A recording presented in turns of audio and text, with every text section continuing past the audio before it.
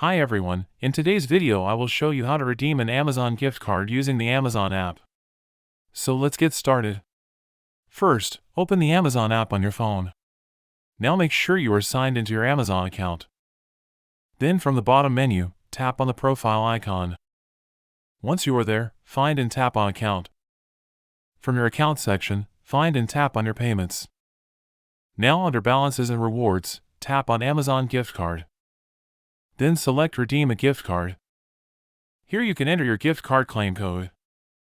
If you have a digital gift card, you can copy and paste the code. For a physical gift card, you need to enter the code manually from the back of the card. Once you enter the code, tap on apply to your balance. If the code is valid, the gift card amount will be added to your Amazon account balance immediately. And that's it. You have successfully redeemed an Amazon gift card using the Amazon app. Thanks for watching. Don't forget to like and subscribe for more quick and easy tutorials.